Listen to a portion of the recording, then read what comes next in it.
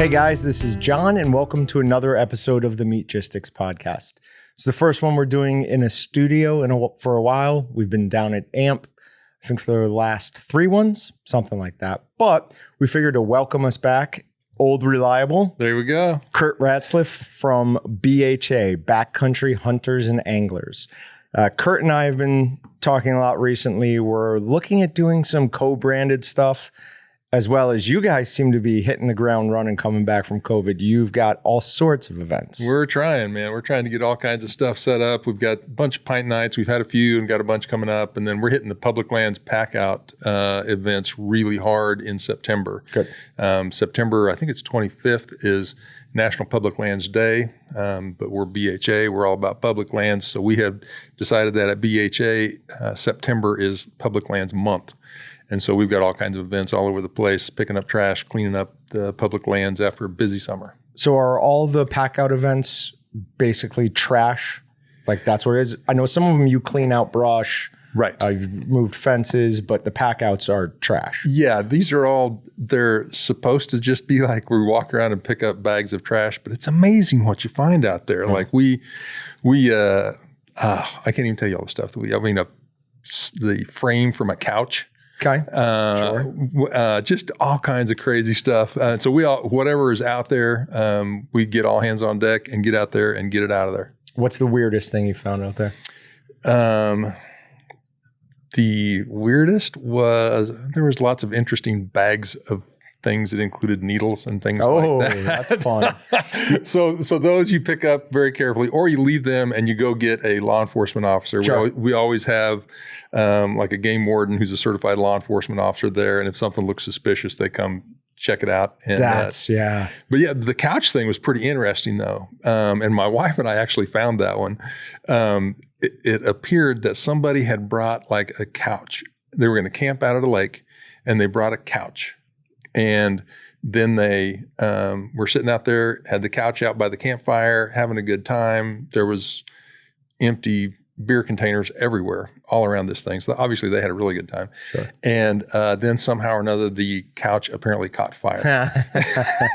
and so I don't know whether it was on purpose or not. Who knows? There you go. But yeah, the couch burned, and all that was left was the metal frame. Yeah, that's what happens. They had too good of a time, and they're like, "What else can we burn?" Exactly. I think they ran out of firewood. Yeah, but they had a good time. But I hate people who litter. I mean, I don't care how much you drink, all that. Like, just have some general decency and respect for nature and for everybody else. Like, other people want to see that as clean as it was when you got there. If you start dropping your empties everywhere. I was fishing in New York once along the Mohawk, and a game warden had come and checked my fishing license. I was standing out on a rock, and I have no idea how long he was standing behind me. But to his credit, I had headphones on. He didn't like reach out and tap me or anything like that because he knows I would have fallen off. So eventually I turn around and I do one of those and whatever, I see him. And then I see him like 100 yards down the stream. And he was giving these guys a super hard time. It was like a group of like 3 or 4 guys. And he was obviously just giving them the business. So I was interested. I wanted to see what they were doing. So I went down there, and I knew that spot.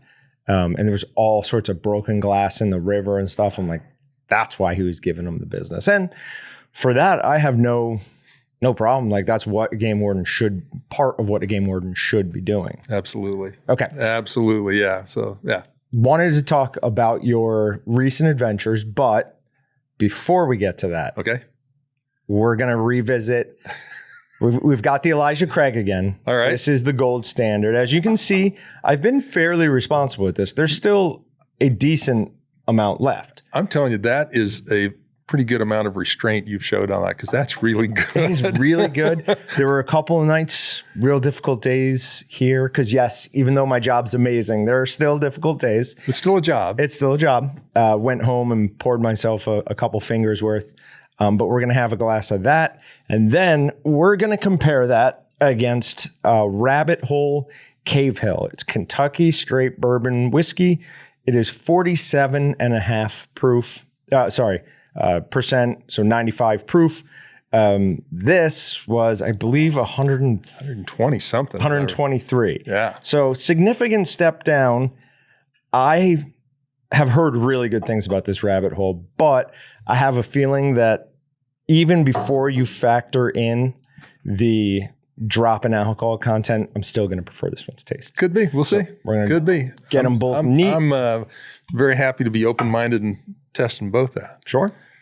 All right. And once we drink these, and before we get on to your recent gallivants, is that fair? Can I say gallivants? Yeah, sure. Gallivanted around. Sure. There is one other thing I want to talk about. It is a new toy I've gotten that I'm absolutely obsessed with. We had a Meatgistics user.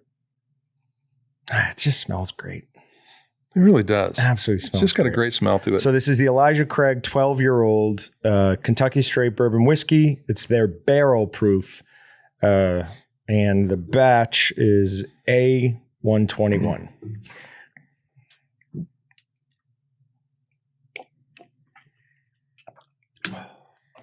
Like I'm not a whiskey fan, but I'm not a huge whiskey fan. Mm-hmm. That tastes awesome. Yeah, it's wonderful. I like bourbon a lot, and which is kind of a new thing for me in the last, 5 or 6 years, but I really like it. And that is just, it's still surprising to me, taking that first sip, it's still surprising that it's that strong and that it's that high of an alcohol content. And then it's that smooth. Yeah, because you keep thinking, it's going to burn or whatever. There's not. There's a little burn in the mouth and maybe in my nasal passage, just a little bit, but going down, perfectly smooth. Yeah. It's almost scary good. Yeah. You could really get yourself in trouble. You absolutely could get yourself into trouble with this. Not that I've ever done that, but you could if one were so inclined. Yes, absolutely. Okay. So while we're letting those sit for a while, we had a Meatgistics user sent me a text message. Just all it said was, Dow Strong Obliterator, trust me. And I was like, spam. I'm like, wait a minute, Dow Strong, that's knives. I'm like, okay, go back. And I unmarked it as spam and responded. I'm like, sorry, I'm not, I don't understand. And then I looked it up. And have you seen what the Obliterator is? I don't know what you're talking about. Oh, so there are cleavers and then there are weapons of war. Right. This one is firmly in the weapons of war thing. We weighed it yesterday. It is 3 pounds and like 1 ounce. For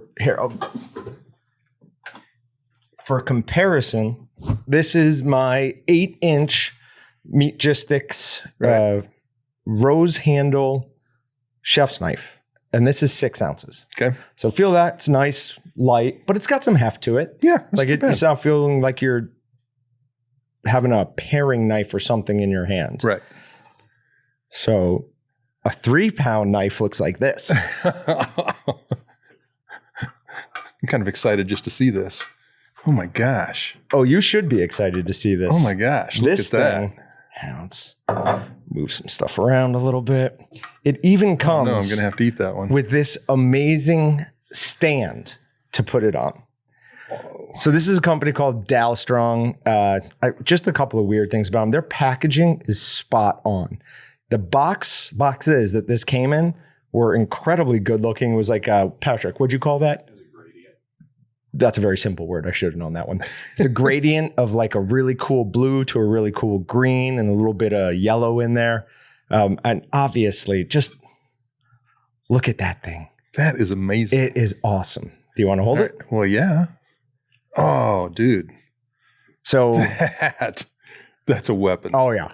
It performs like absolutely crazy. I got some pork ribs, and I can't remember what cut it is where they leave part of a hefty bone up near the top of them. It's not St. Louis cut, obviously. I can't remember what it is, but that thing cut through it like butter. I had some beef roast held my hand up and just let it drop on it, and it cut through basically all of it. There was a little bit connecting at the bottom. I believe it. That is, that's got some heft to it. It would absolutely just like go right through whatever's in its way. Literally anything. Yeah. The only thing, and this isn't even a complaint because obviously it makes way more sense like this, but from the pictures, I did assume that front leading edge was going to be sharpened. Oh, I could see that. Yeah. So it's not.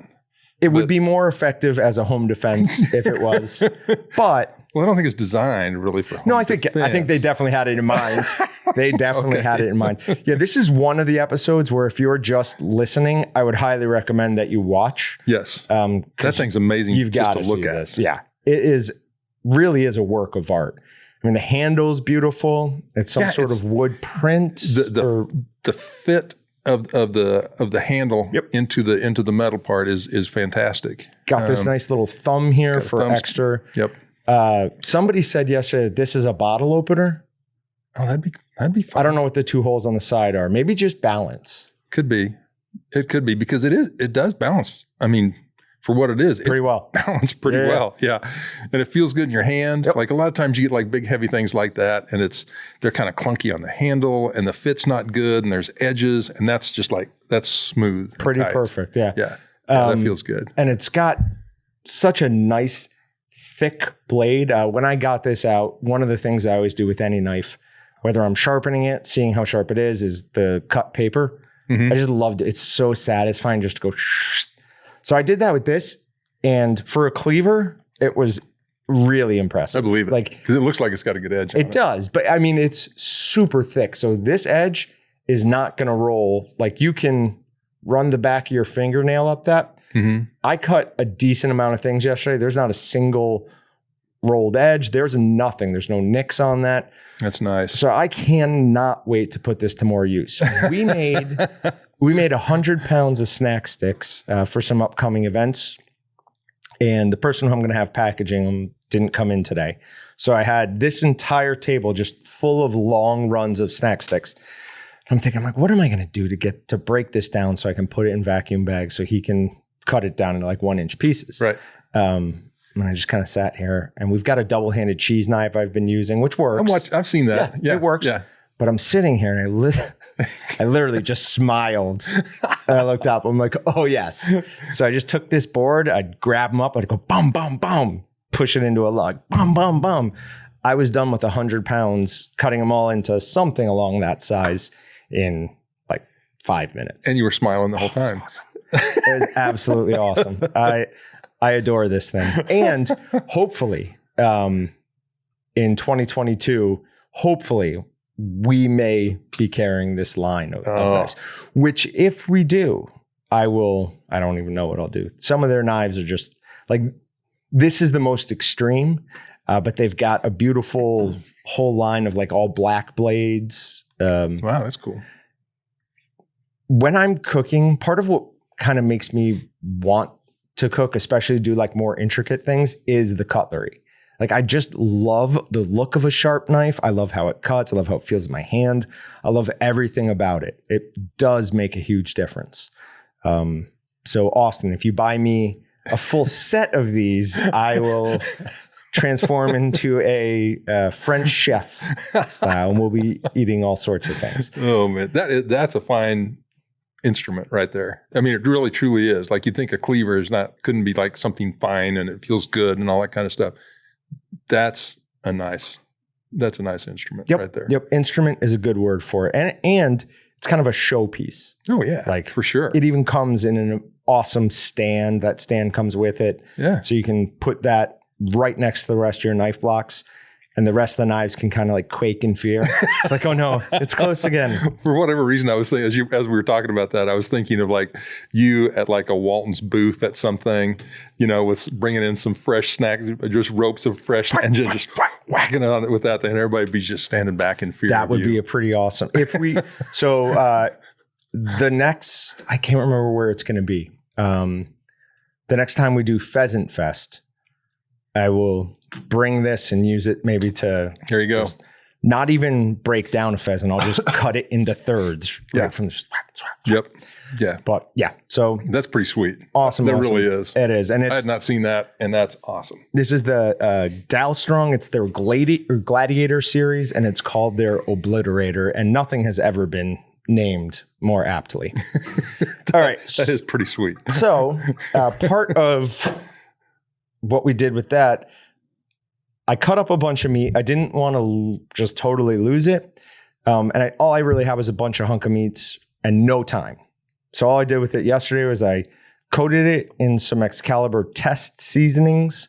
And then I threw them on around 10, maybe it was later than that, into the PK 100 in the back, and then paid zero attention to it for the rest of the day. A couple of things. I never opened any of the vents. I never added smoke until the last 45 minutes. So appearance wise, not the best looking cuts of meat. And they only got to about 145 degrees total. So we're going to give these a shot, but I want expectations to be highly tempered. Oh, look at that. How they Highly just went right tempered. through that. It's That was pretty sweet. it's worth it can act as way more than just cleaver. Look at that. There you All go. right. So All right. appearance, pretty dry. Taste, pretty dry. Surprising amount of smoke, though. If you only had smoke For on the that for last 45 minutes, yeah. That is the PK. It does an awesome job getting smoke on there. There's nothing wrong with that. Yeah, you're going to need that to get it down because it's so dry. And that's a real shame. I'm going to try. Sorry about that. If you get a little bit with some fat, way better. Okay. So that's just a chuck roast. But yeah, that's way better with some fat. Mhm. All right, so that is an Excalibur seasoning that I think they gave it to us as a sample. So we don't know if we're going to carry it or not. That, I believe, is the Firecracker seasoning. So they've released a couple new ones. There's Loaded Liberty, Firecracker, and we're going to carry the Loaded Liberty as a sausage seasoning, but they're apparently also making it into a rub, which I don't know if that's a new thing for them or not. Okay. It could be. I mean, I would use their habanero mango bratwurst seasoning. If they transform that into a rub, I'd use it on everything. Everything. Yeah, I love that stuff. Yeah, that's so good. Same Yeah, thing it is with, so good. with the Philly. Yeah, and I mean the spice that was on that piece that we just had is like that was, I would call that a medium kind of spice. It wasn't, Yeah, it wasn't, certainly not hot. No, it's not hot at all. I'm going to move that out of the way. Might go right There through you bone. go. Oh, you got to love that. That was Right fun, through wasn't bone with this. Oh, it? That was fun. Now, come on. Look at all that. Just Look at cut that. right through those. Oh man, yeah. This is a man's knife. It's a good thing they sent it to me and not Austin. Try that.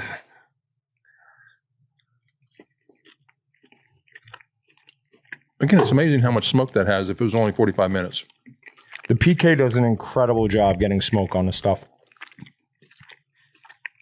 Is that the same seasoning? That's not the same seasoning. No. That is maple Korean barbecue. Okay. Yeah. It's definitely sweeter. Yeah, I liked the other one better. That's got But it's too much something. I can't identify what it is, but that's got too much. It's not maple. Do you know that there's a lot of sweetness right at first. Yeah. Like I'm not food science guy. No, I don't know what yeah, that yeah, means for sure. But there was a lot of sweet like right up front. Your first bite. Yeah. Have you ever heard that maple isn't actually a taste? No. So maple, you don't experience it as a taste. It's a scent. So if Really? yep. I had no idea. I still don't know if I believe that, but I've been assured by our food scientists that it's true. So I don't know, but whatever. As soon as you bite into it, it's overpowering. I would say. Yeah. Too much sweetness right away. Yeah, and I've said before, my preferred palate is not on the sweet side of things. And so yeah, I was like, that's a lot of sweet right at first, but it was fine. Yeah, kind of knocks you back. Yeah. Okay. Yeah. If you need a palate cleanser, I knocked this one these off. are habanero barbecue summer sausage snack sticks that just so good. Yeah. And the head of our the VP, or is he vice president or president of sales, Dylan, made these with all commercial equipment. So they are, I mean, I think I make a pretty good snack stick with home equipment, but those are really good. Yeah, this is something else. Yeah, like it's that's really good. Perfect throughout. There's not the singlest bit of variation in how thick it is, how firmly stuffed it is. Yeah. I mean, there's sometimes you get like one of those, he's got a degree in this. He's been doing this his whole life. Those are about as good a snack stick as can be made in my mind. Yeah. I was thinking about you guys because we've had a discussion previously about using collagen versus natural casings. And I was raised, you always use natural. That's just like, that's what my dad did. That's the deal. And my brother worked for my dad even longer than I did. And he was always the same thing. Coming back from the mountains last time I stopped in and saw my brother, he's now switched over to collagen. And it's like, now I guess I'm the only guy out there. You're the last holdout. I'm it, man. But I am. I'm a holdout, man. Do you use collagen for like snack stick size? I don't really make snack sticks very often. I was going to say, because that's a mistake. Yes. Yeah. You don't want to do that. Yeah, no. I make mainly, fresh sausages. That's what I like to do mainly. Yep. So that's what I do. I would actually agree with you there. I think for a fresh sausage, a bratwurst, a breakfast, for whatever reason, especially a breakfast, I think the little extra effort that's required to get those casings ready is worth it. The biggest trade-off, the biggest negative to using natural casings, especially when we're talking like a bratwurst, is it seems like recently, in the last year or so, for whatever reason, and I have zero evidence to back this up, it seems like the casing's curvature is being more pronounced. Like it seems like I'm not able to get, every once in a while you'd get one that was just like slightly curved. They're all almost like a U now. Huh, really? So I don't know. I mean, I absolutely could be wrong. That could be anecdotal. It's just, right. It'd be interesting to start tracking how many pounds of sausage I make a year. That would be. Because you guys do. Because it could be a lot. Yeah. It could be a lot. So we've got, I don't think you've met him yet. We've got a new employee, John, who will be doing a lot of like the meat processing stuff that we need done here. We're pretty much brought him in, showed him how to do everything like once and get at it. But he's doing a good job. He's been making really good jerky. I made some snack sticks the other day that were pretty good. But hopefully with somebody to do all that stuff, well, the thought is that it frees me up to do more different things. Right. But the difference between his snack stick and my snack stick is probably a difference between my snack sticks and Dylan's. Like that's what they're supposed to look like. Right it there. really is. That's like a commercial job, no question. All right, let's try this last one right here. This one, I think, is the Firecracker Seasoning. And Firecracker, is that the same one we had on? No, Loaded Liberty was the first one, I think. Oh, okay. I think I was wrong. I think I said that was Firecracker, but this one didn't, or that one doesn't have any big red spice to it, and this one does. Nice.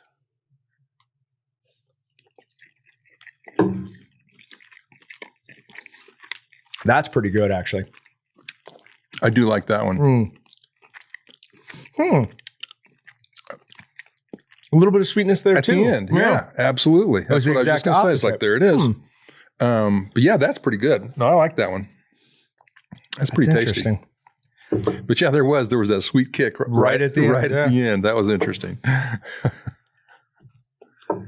Because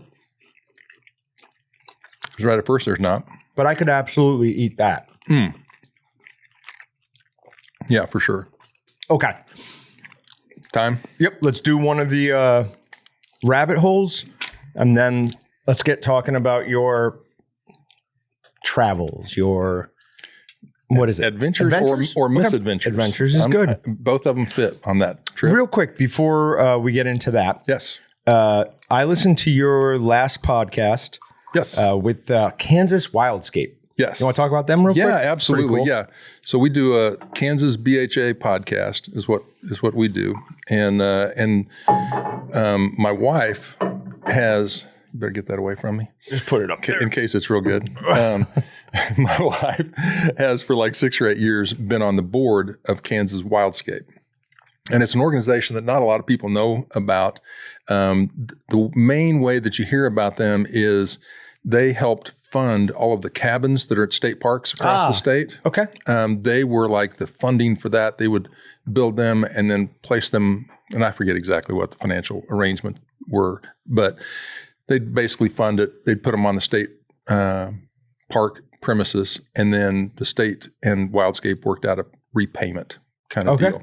Where the state paid for the cabins and all that kind of stuff, but Wildscape provided the funding right up front. Okay. And so that's one thing that they do. And so anytime you go to one of the cabins across the state of Kansas at the state parks, there's a little plaque in there that says something about Wildscapes usually. Nice. So they did that. But they also do a lot of things that I think is really cool with kids. Because that's another one of their big mission is to get kids outdoors. Sure. Just like kids outdoors. And they have a great thing on the internet. Now, I should have looked at this before I came over here, but I think it's like Wildlifers. I think wildlifers.org or something like that. It's something along the lines of that. And basically it's like this little set of challenges for kids to do. Like go outside and find a leaf. Cool. Go outside and get mud on your hands. Go outside and, I forget what all it is, touch the grass. Right. I mean, it's just get kids out to just feel nature and just see what it feels like. Get a little mud on you. Don't be afraid of getting dirty. That's right. Go get some sand between your toes, all that kind of stuff. And and they do a lot of good things like that. And then they've got like I want to say like a middle school equivalent of that. Okay. And so it's up. Yeah. Go ride a bull. Go chase down a bison. Yeah, something. Middle school stuff. If you were in charge, that's what they would be, right? But yeah, it's deals like that. And like I said, my wife's been on the board of that organization for 6 or 8 years probably, and they're a really good organization. COVID kind of knocked them down a little bit, frankly, but they have Mark Morrell has taken over the reins of that deal, and he knows what he's doing. He's already got that thing up and running again. Good. And so they'll do a lot more good things, and we're going to be working with them in the future. Cool. BHA is, so that'll be good. Getting kids into this, whatever we're into, I don't even know what to call it, because the meat processing, hunting, wildlife, all of that kind of falls under one kind of tent. I don't know. Maybe it's just my life is how I like. It's just how I see it because I'm involved in all those things. Right. But we just had we were down at AMP, the Meat Processors Convention in Oklahoma City, and we talked to Oklahoma Panhandle State University's Meat Lab.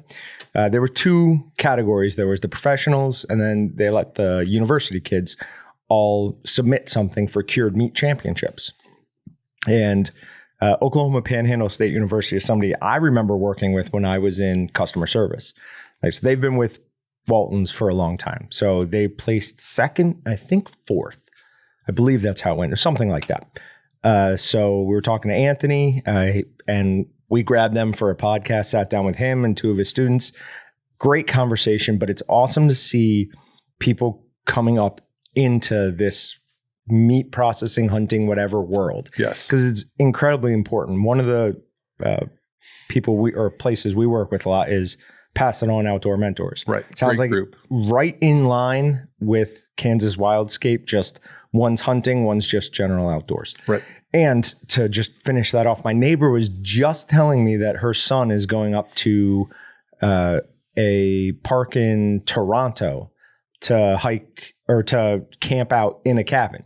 So I'm betting it's that same thing, right? That would make sense. Yep, could be. She said it was a public cabin. So yep, or a similar organization or something like that. Yeah, for sure. Okay. So how does Kansas Wildscape? How do they fundraise? Is it similar to what you guys do? Do they have something else? No, they initially they had my wife was not involved in it at the very beginning. So I'm only speaking like third or fourth hand. Sure. But they had a lot of like financial donors, large financial donors that would make large donations to help get the state park cabins going. And I don't know if it was Boeing or not, or Coleman, companies like that would also kick in, large sums of money too, to get it going. And so that's kind of where they got their funding initially. Okay. And like I said, it's getting kind of reorganized now and re-going again. And so it'll be interesting to see what all they do. Cool. So cool. That's great. But it's a good organization. It really truly is. And they will get it figured out and get it going again. No question. It's an easy thing to support. Yeah. Like anything with kids. Yeah. And when you say like, okay, we're going to take kids and show them nature. It's like, that's not much. You don't get anything easier to be like, not a stretch for most of anybody. That's where I want my tax dollars going. Yeah. Right there. Yeah. So. Yeah. Well, and it's amazing. It's like and I didn't really realize it because you talk about this world that we're a part of and all that kind of stuff. And it's amazing that there's a large segment of society that like getting mud on your hand would be seen as a terrible thing. Sure. And it's like, that's just foreign to us, but that's the way it is to a lot of people. And I don't think that's a good way to look at the world. I think you should be a participant in the world, not an observer. Sure. And so get out there and be a participant and get after it. And if you get dirty, then you go clean up and everybody's fine.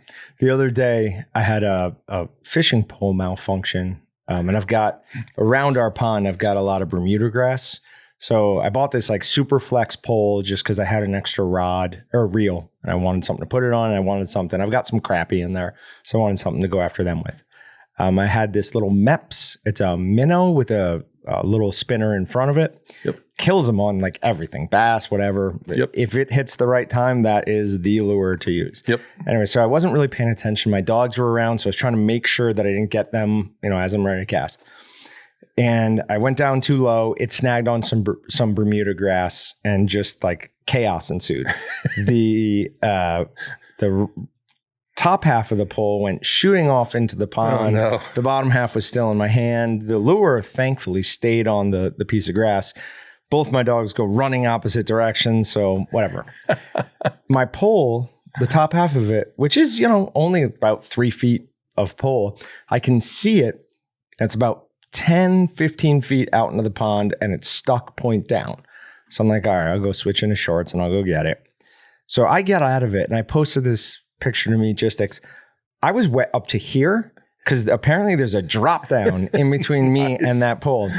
And anyway, so I posted that, sent it to a few people, and somebody responded, it's like, don't you have snakes in your pond? I'm like, yeah, but that's just like, stop being so afraid of everything. Right. Now I say that, and I've gotten out of ponds before because I'm afraid of sharks. So wait, you got out of a pond? Yeah, I've gotten out afraid of sharks. Are ponds like freshwater? I've gotten out of pools speaking? Before because I'm afraid of sharks. Now, see, there's a legitimate phobia. Yeah, I know. Now, they used to call it the Zambezi shark, but they just now refer to the entire species as a bull shark. Okay. It's a specific subset of it. They're known to swim thousands of miles up rivers. They've been found in Illinois, up the Mississippi. So I learn something every day. I didn't know that. Can happen. Okay. Not very common, but can happen. And there's really good evidence to suggest that the event in is it Montauk? Oh God, I can't remember. The actual events that made the movie Jaws. Mm-hmm. There's really good evidence to suggest that was a bull shark, not a great white. Yeah. So they're dangerous. There you go. See, now don't you mock me. I didn't know that I should be afraid of sharks. Now I do. Oh, I'm not, but now I know I should be. In Kansas, you can let your guard down a little bit, but not totally. Not totally. Let's try this whiskey. All right, let's give it a shot. So this is the rabbit hole.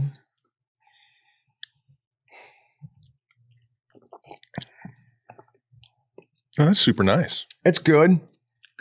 I will say a much stronger burn in my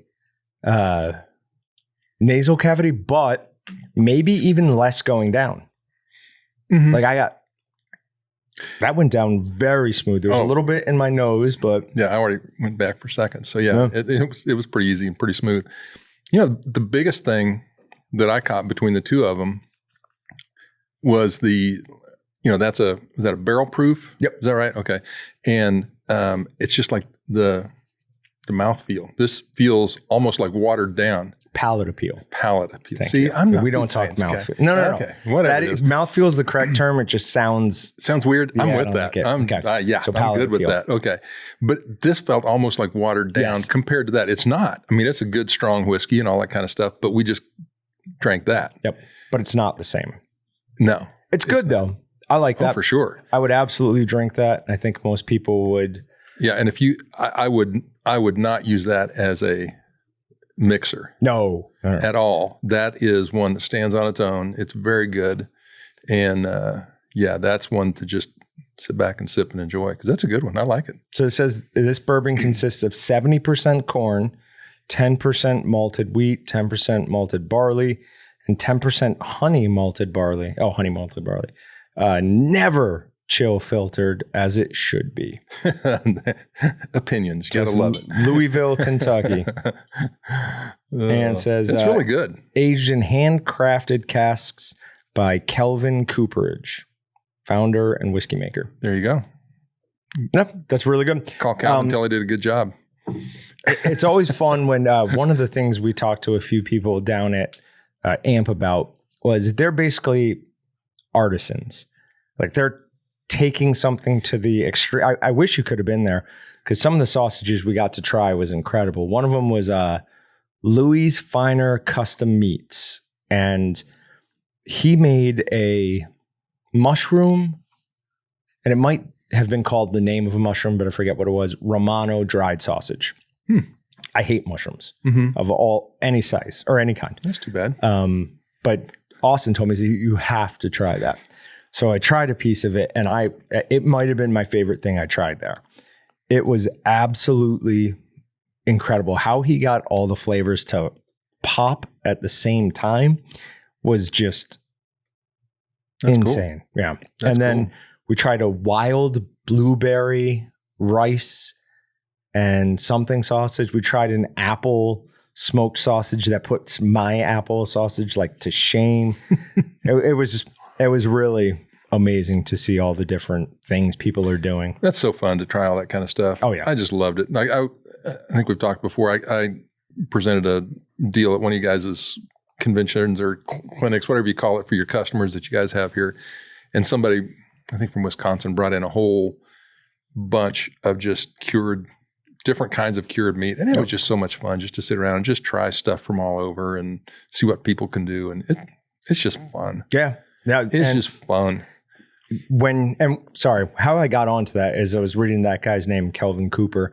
And when you get a creative person and allow them to run with their passion, I mean, you get amazing things. Yep. So absolutely. It really is a significant amount of joy, I think, at least in my life, is when I've been able to align a passion project with work or something like that. Yeah. I think that's a key to like life. I mean, for just like what you ought to do with your life, what you should be, what you should try to be, whatever. Yep. Find something that you really enjoy, because you'll do so much better job at that than what you feel like you should do. Yeah. And that's speaking from experience. You'll like what you do. Yeah. It's so much easier when you like what you do. Yeah. Like I see people who fight against the dread of going into work. Yeah. It's like, well, then don't do that. Yeah. Like there's something I should have else learned out that there lesson for you. long ago. Yeah, but it took me a long time. I learned it in my my young mid-20s. I was 23 doing something I hated, making a ton of money, way more than I do now. But I was like, this is terrible. I hate this. Yeah. Like, I'm not doing this anymore. Yeah. Yep. So I simplified my life. I'm like, not a nice car, regular apartment. I was way happier from that. Okay. Let's talk about your adventures. Okay. So I just went on I can't even remember, 4 or 5 day solo backpacking trip up in the mountains in Colorado. And that's something I grew up doing. was going off on my own backpacking. Usually it was for like 3 days at a time. And so I did that a lot. But then, like we're talking about, life happens. Yep. I got married, kids, jobs, all that kind of stuff. And here a while back, I realized I hadn't done a solo backpacking trip since I was 19 years old. And I'm substantially past that now. And so I just talked my wife into it. Took a little bit, but she finally agreed. Okay, yeah. Because she goes on all the outdoor stuff that I do. Right. This is the first time she hadn't gone along for a long time. So got out there, and it kind of just kept morphing. This trip did. Okay. Because I really didn't have any place that I specifically wanted to go. I was just kind of like, yeah, we'll figure out something to go look at and see and all that kind of stuff. And it ended up, I was scouting for elk hunting. I also brought some fishing equipment because I thought, well, there's some lakes up there. Why not? Might as well bring some fishing equipment. And so it kind of just kept morphing into that. So I ended up with this big, heavy pack. My pack was probably 50, 55 pounds by the time I got all my fishing equipment in there, and binoculars to look around and scout with stuff and all my other stuff. And then I was going to be up there, and I thought I might have a chance of being up there for 6 days. So I brought 6 days worth of food. Okay. And so it just kept adding up, and pretty soon it was a big pack. But so when I went there, I'm not going to tell you where I was at because I'm sworn to secrecy, as you'll discover shortly. And but I'd gone out there scouting for elk. Because I've got to do a rifle hunt this year if I want to do elk. I can't do archery. I'm going to do a rifle hunt. And I got a son-in-law that wants to go with me, which is pretty cool. Cool. So that's fun, trying to get all that set up, and ended up kind of skipping ahead. I'm not going to be able to use this area as a rifle hunt because the elevation is too high and it'll be under tons of snow or amazingly cold or whatever. But so the guy that gave me some information on this says, take this road in. I'm looking at the map. I'm like, but this way looks fun. So let's go this way, which was a huge mistake. Dumb. Huge mistake. And so it took me like hours and hours and hours longer to get there than it should have if I would have just done what I was told to do. I should have done that. I didn't. I wasn't that smart. But hold on. We don't like being told what to do. I know. It's just not what's supposed to happen. I have to find out for myself. Sorry. Exactly. And so I got on this terrible Forest Service road for hours. But finally made it through that. Finally got onto the last road to make it to the trailhead to finally get started. And then there was an area that got washed out on that road. So I had to stop about 2 or 2.5 miles from the trailhead. Okay. So I parked my vehicle and start my backpacking trip early. About 2 miles early, 2.5 miles. But finally got up in there, did not get, with all of that led up to, I didn't get very far down the trail the first day. Not as far as I wanted. But I did see elk just walking in. Yep. I was very excited about that. And then the next morning was amazing. I literally woke up, zipped open the door of my tent, looked out, and there were 3 mule deer bucks bedded about 30 yards from me. Nice. 2 of which anybody in their right mind would be very happy to shoot them this fall. Okay. They were nice. Yep. One was a youngster, but there was 2 of them that were they were really nice deer. And so I was like, that's a good way to start the day right there. And so then I got up and I'm getting around doing stuff, and I was sitting on a log making breakfast, and 6 elk walked out in front of me. And so that was pretty cool. And so I was like, this should be a good area. Doing good. And so, later on that day, and I went up over the mountain pass and ended up. How high was that? Oh, about 12,000 feet. Okay. So up there. It was good. It was up pretty good. But then literally that area is just a huge area above tree line. Okay. With some very infrequent, very sharp, deep canyons. Sure. So it's all either above tree line or it's like canyons that just go straight down. Okay. And so it's pretty rough country, but it's fun. But so I spent the next 3 days above tree line. And it was, yes. And I'm sorry, let's stop real quick. I remember you saying that when you were a kid, you were in Colorado, but where were you this time? Just, you don't even give the town name, the general area. Central. How about that? Of Colorado? Yes. Okay, cool. Yeah. Go ahead. Yeah. Sorry. And so but yeah, it was just a beautiful area. I mean, it's just beautiful. And I go back and look at the pictures that I took, and everybody would probably look at those and go, that place looks terrible because all of the trees were dead. The beetle kill got all of the trees around there. It was a very high percentage that died from that. And so all of the trees look dead. I don't even see that anymore. I've been out there enough in the West. It's all over the West. That doesn't bother me in the slightest anymore. Right past it. But the cool thing about it is that now that those trees have all died, the sunlight is reaching the ground, and now all of the grasses and wildflowers and shrubs and all that kind of stuff are just growing like crazy. Which I imagine, in my mind, it's early morning sunlight coming down through dead trees, and you've got grasses and wildflowers below it. That's probably a pretty dramatic shot. It's beautiful. Do you bring a camera with you of any kind? Yeah, I do. I imagine you have some pretty good shots. My wife is the photographer of the two of us. What I basically did on this trip was I brought a GoPro along with me. Okay, sure. And I would just we have it set so that it runs for 15 seconds at a time. It works. And so I'm walking down the trail. If it's kind of pretty, I pull it out and I just keep walking down the trail. It runs for 15 seconds. I put it back in the little case and keep going. Okay. Well, send us that. We'll try and grab a few stills at least to put on. All right, we'll get something. But anyway, so yeah, the wildflowers were beautiful and amazing and all that kind of stuff. And driving in, I should also throw this out because it kind of helps explain why I got myself into trouble the following day. Driving in, there was a ton of smoke and haze from the forest fires that were going on in, I think it was Utah at that point. Utah or New Mexico, I can't remember. But it was super, super hazy. Like I had thought about stopping and climbing a couple of mountains on my way over to this backpacking trip. Sure. But I completely discarded that idea because you couldn't even see them from the highway. You couldn't even see the mountains because it was very hazy. And you don't want to get yourself into that. No, I mean, you climb a mountain and you can't see anything. Yeah. I mean, that sucks. That's no fun at all. Well, also possibly a wall of flame. That would be my it was long. How far away? Yeah. Far 8 miles?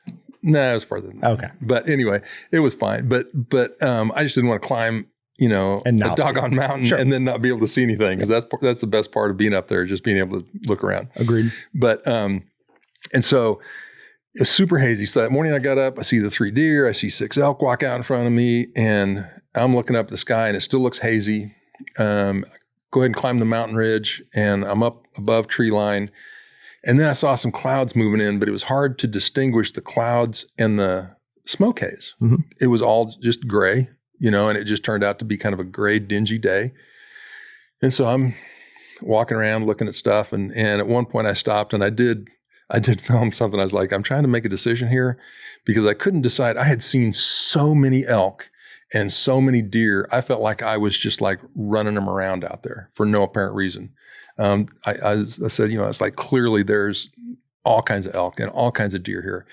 I don't need to discover that anymore. Right. I know that they're here. Past that. Yeah. But I wanted to come out and find some places to camp during hunting season, and find, places where I thought they might be and that sort of thing. I still wanted to kind of do that. But I was like, but I'm just running them around for no real reason. Maybe I should stop and just turn around and go fishing somewhere else because I know there's elk here. But I decided to keep going, which ended up being good because the next day another person came through. So anyway, I went on ahead. But at some point in the afternoon, and I didn't notice it, apparently I was not paying enough attention, or it just was camouflaged by all the grayness in the sky or something, but the clouds definitely changed. And I was above tree line. If you know anything about that, it's a very dangerous place to be if there's any lightning, because there's literally there's nowhere to hide. Sure. All the vegetation is about 3 or 4 inches tall. And then you got 6'2" guy out walking around out in that. And so you're the tallest thing around. Yeah. Not a good place to be. But anyway, so yeah, it got real ugly really fast. There was not time. Once I saw what was going on, I was a long way from any canyons or any trees or anything. There were some shrubs. There would be little pockets of little shrubs. The tallest ones, some of the trees, I'd say some of them were maybe 10 foot tall, maybe. But there would be one in the middle, and then it'd be a bunch of shrubs around it. Oh, right. But anyway, it opened up and dumped. It rained seriously hard for 2 hours. And for the entire 2 hours, there was lightning popping around all over the place. And it was a little scary. So we're lucky to get this third or fourth podcast with you. That last one could have been the last one. That could have been it, man. What do you think the closest strike was to you? Oh, I don't know. I mean, I can tell you, it just felt like it was everywhere. Inside a mile? Oh, for sure. Yeah. Oh, for sure. That's when you smell the ozone? It was raining so hard. Okay. I don't know. I don't know that I didn't notice it. Part of the way through, I mean, I tucked behind kind of a little spruce that was there because they have nice heavy foliage. And so I got behind that. Rain was coming this way. I got on this side of a spruce tree to try to stay dry. Had my pack, kind of shoved it under the spruce tree to keep it as dry as I could. Pulled my tent out to try to put it over here to dry spot, just stuff like that. Yep. But it rained hard, and I think I was still at 11.7 or 11.8, something like still that. Pretty high. So it was windy and it was cold, and you're at 11.7. It got cold pretty quickly, even though I'd been sweating all day walking down the trail and all that kind of stuff.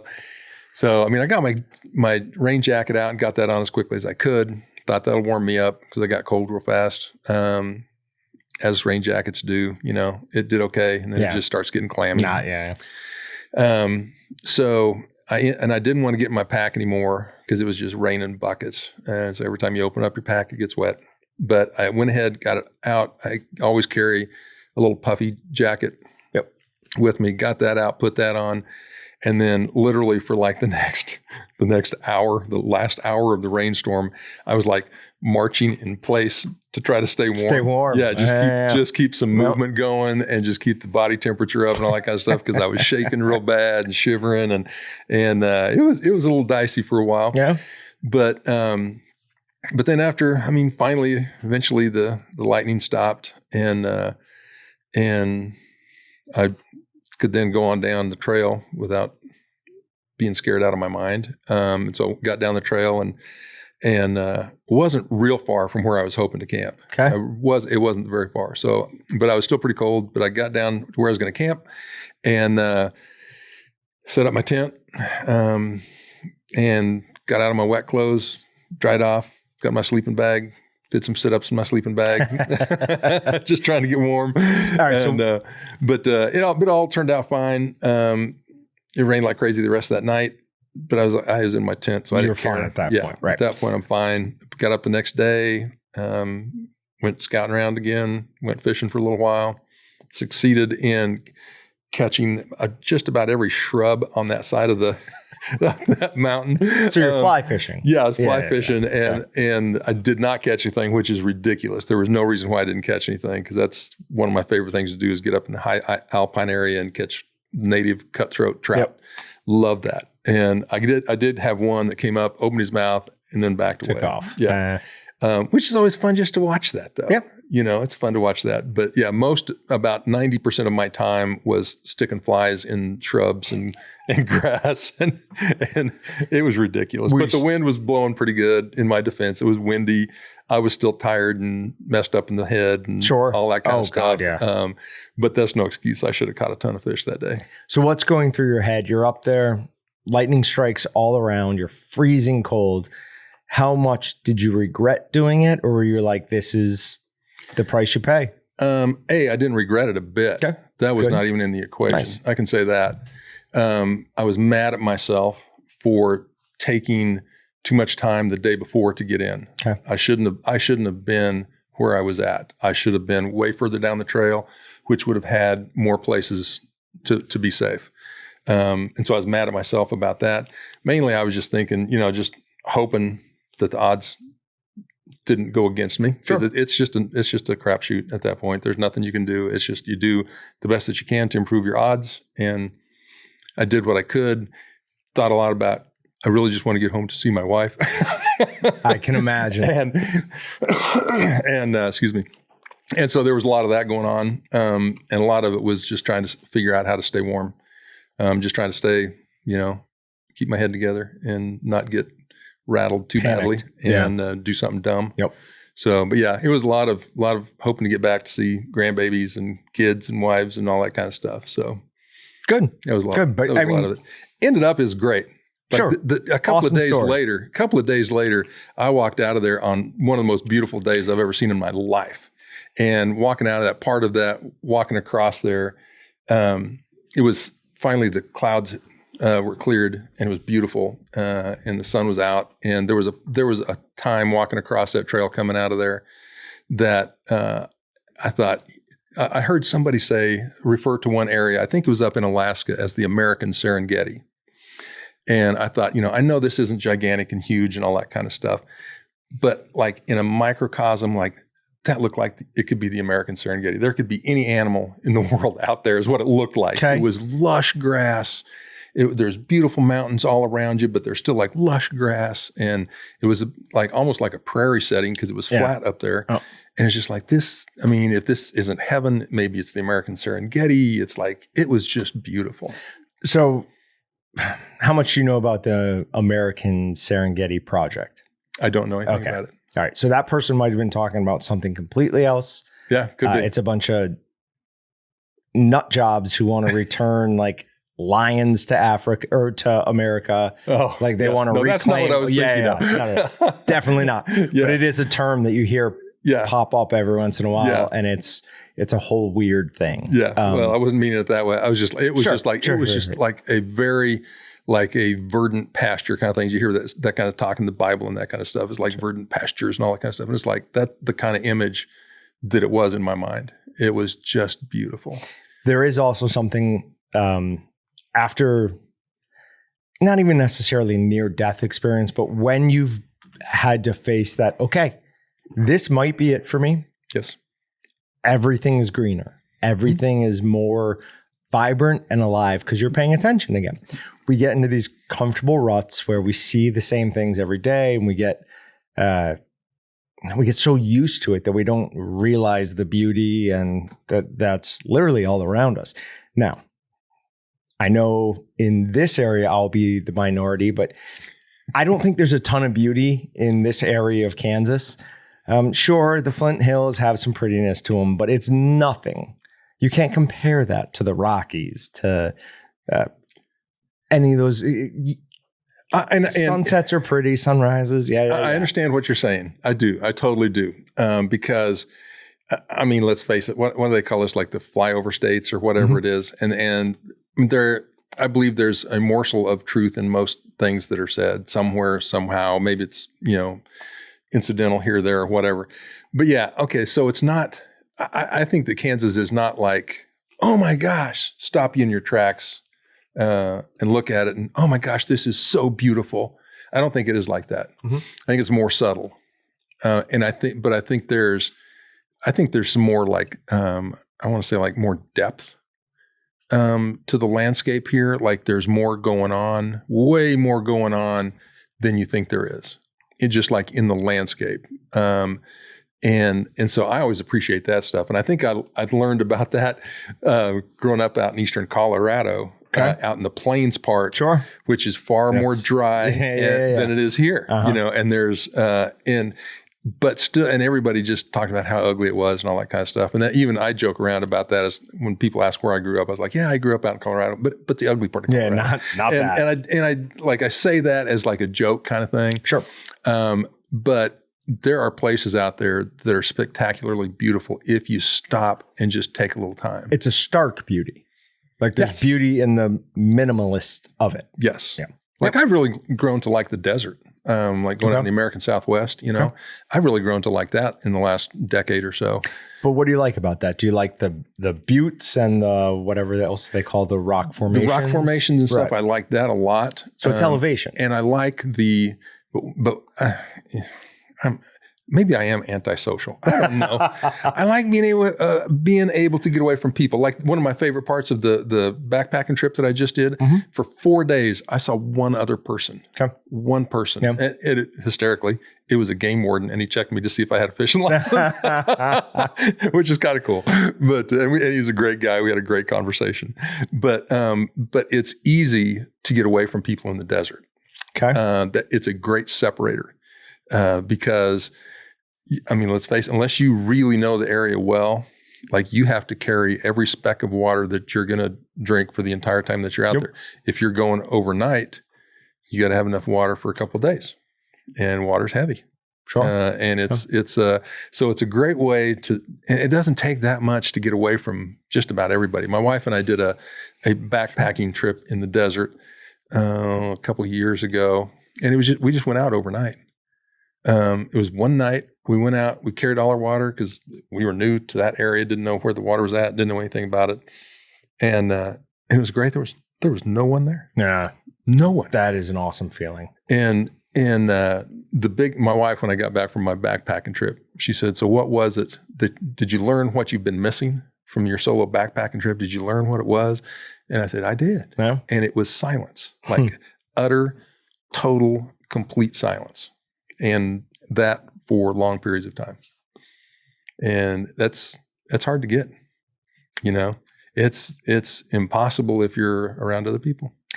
And it's not obviously silence in the way we all think of it is one of those things, but you're getting no light noise. You're getting no there's no electronics around that you can check to see what's going on. And it is an isolation that I don't get enough anymore at all. Yeah. Used to in New York, I'd go away. Like I'd go up in the Adirondacks and that was it. Didn't need anybody. Sometimes my friend Tim Patton would come with me, but quite often it would just be like, all right, I'll see you guys. And I think maybe the reason that the silence is so nice or is so attractive to me is it's like it's like breathing space for your mind kind of thing, that you can just kind of sit back and just like not worry about what this person's doing, what that person's doing, thinking, talking about, whatever.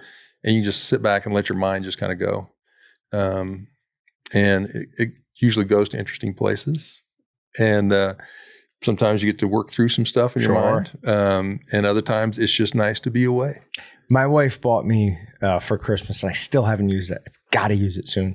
An isolation tank. We have one here in Wichita called the Float House. And she bought me an hour in that. I can't wait to get to that. Yeah. Because I love that feeling of nothing around, no external stimuli, just like what am I thinking without anything else? Yep. No noise impending on that. But no white noise, no noise of any kind. Yep.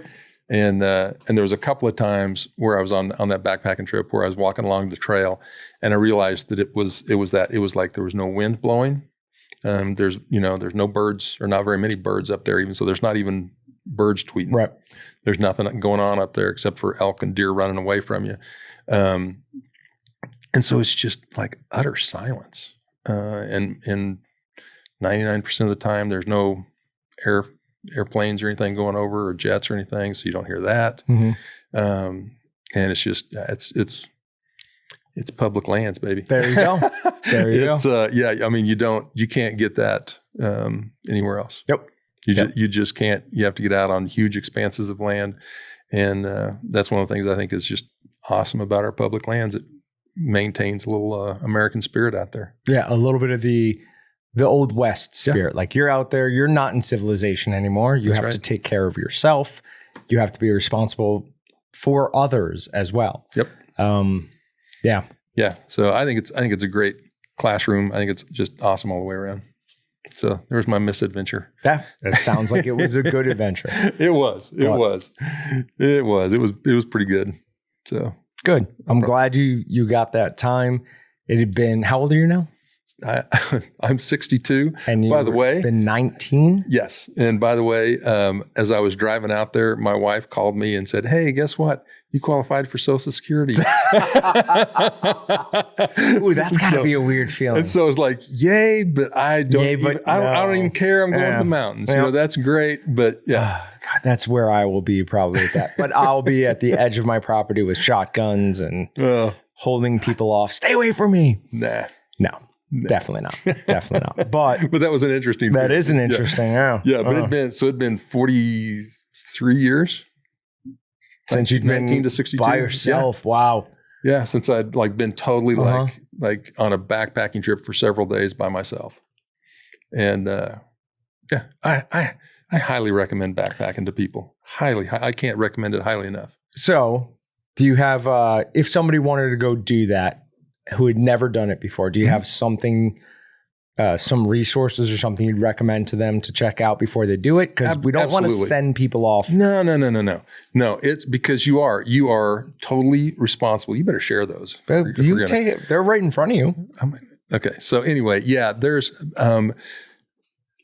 I would highly recommend that you spend a couple of nights at like a state park or a state fishing lake in a tent before you just decide, I'm going to go backpacking, because you do need to have some basic skills. Sure.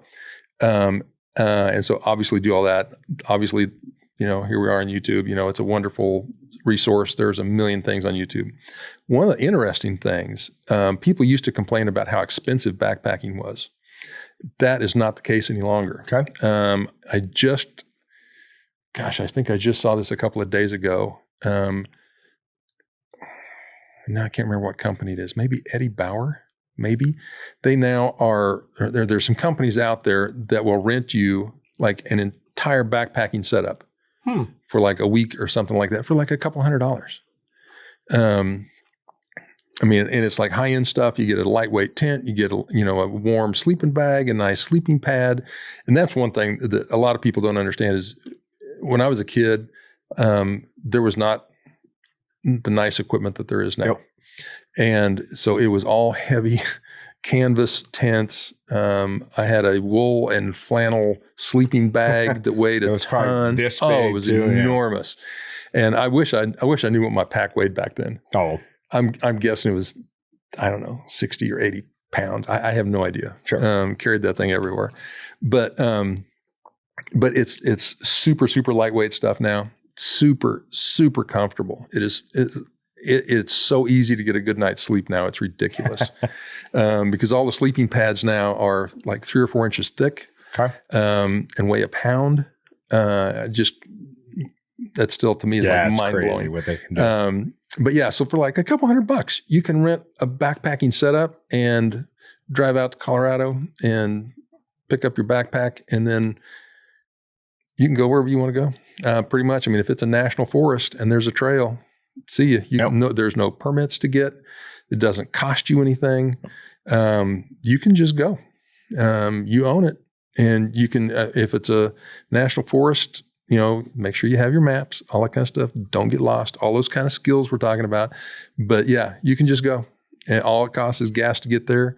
And if you have no equipment at all, a couple $100 to rent it, off you go. Yeah. And easy as that. You'll have an experience like you probably never had in your life. If you don't have any of that equipment, probably means you've never been by yourself. Yep. And it is especially at night, just you, nobody around for hundreds of miles.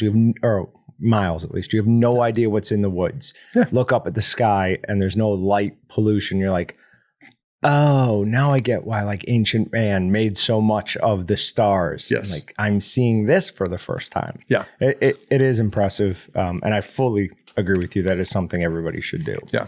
Yeah. Backpacking is amazing. It really is. But even if you don't have the opportunity to do something like that, get somewhere for at least a couple of hours by yourself in the night, even if your car is 200 yards away from you. Yep. Get away from it. Look up and just you'll be shocked. You really will be.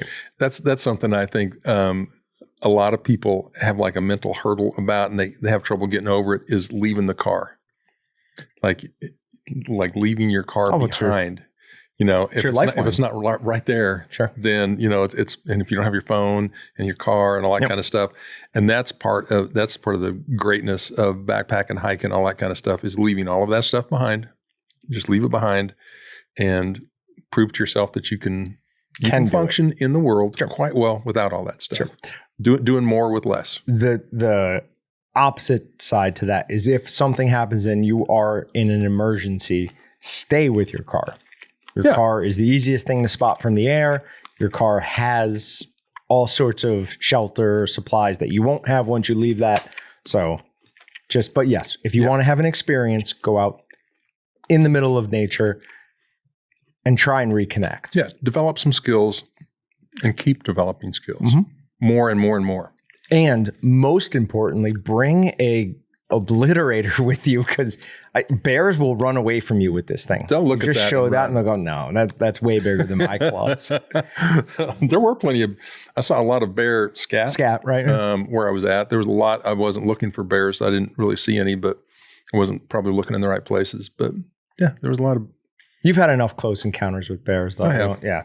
Yeah, I imagine I'm good for a while. Unless it's grizzly, I don't think a black bear holds too much fear or imposes too much fear on you. Oh, when it surprises you, it does. Sure. Right, but that's a startle. Yeah. That's like when I see a snake, I still go, ugh. Yeah. But then I immediately start looking for around something to kill it. Like, where? Yeah.